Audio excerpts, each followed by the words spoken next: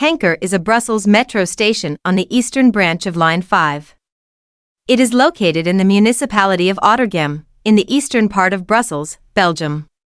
The station opened in 1976 and is named after the square Baron Robert Hankar / Baron Robert Hankar Square. This part of Line 1A became part of Line 5 in April 2009.